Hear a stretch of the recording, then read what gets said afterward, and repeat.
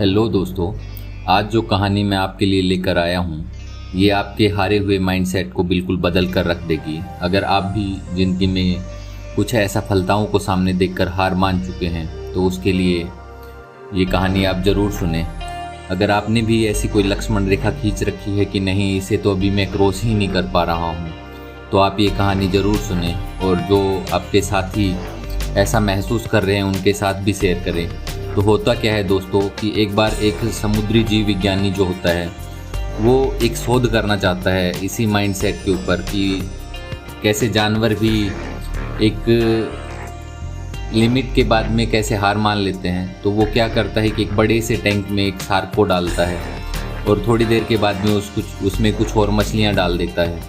तो जैसे उन मछलियों को शार्क देखती है तो तुरंत उनके पास तैर के जाती है और उन पर हमला करके खा जाती है। इसी तरह समुद्री जीव विज्ञानी थोड़ी देर बाद में उसके पास में कुछ और मछलियाँ डालता है, शार्क उनको भी जल्दी ही खा जाती है। फिर उसके बाद में ऐसे 2-3-4 बार रिपीट होता रहता है। जब भी वो कुछ डालता है तो शार्क एकदम से झपट के उनको खा जाती है।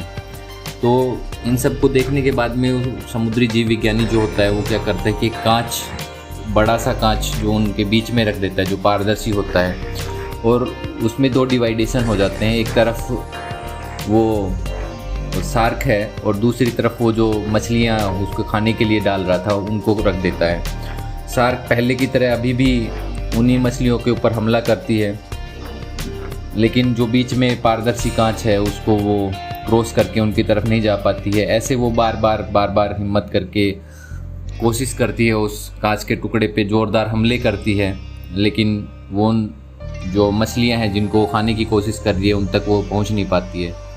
शार्क ऐसे बहुत सारे प्रयास करने के बाद में, पूरा आक्रामकता के साथ में हमला करने के बाद में, जैसे कि हम अपने किसी टारगेट पे पूरा फोकस करके पूरा जोर लगा के करते हैं और हम अचीव नहीं कर पाते हैं, तो जिस तरह हम हार मान के बैठ जाते हैं वैसे ही वो शार्क भी हार मान के बैठ जाती है और हमला करना बंद कर देती है। वो मान लेती है कि अब वो उन मछलियों तक पहुंच ही नहीं पाएगी। कुछ दिनों के बाद में जब वो समुद्री जीव विज्ञानी जो होता है वो देखता है कि अब ये इसके ऊपर ना कोई हमला कर रही है ना कोई कोशिश कर रही है, आराम से अपने एरिया में रह रही है, तो वो उस बीच में से उस कांच के टुकड़े को हटा देता है। तो उसे बहुत आश्चर्य होता है कि जो बीच में जो दीवार थी वो उस शार्क मछली के दिमाग में आ चुकी है, घर कर चुकी है, और वो अब उनको उस एरिया को पार करके उनके ऊपर कोई हमला करने नहीं जा रही है।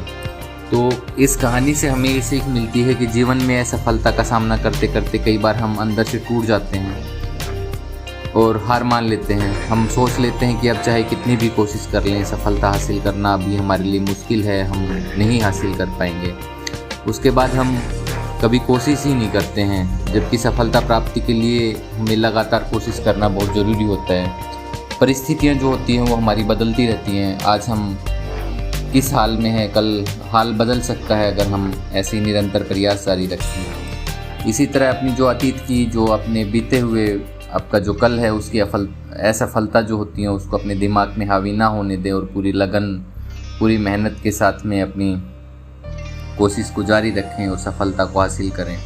आशा करता हूँ इससे आपको बहुत कुछ सीखने को मिला होगा। आपका जो माइंडसेट आज इतना बदला हुआ है, टूटा हुआ है, उसमें कुछ जोश ज़रूर आया होगा।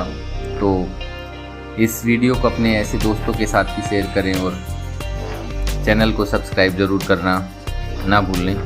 थैंक्स।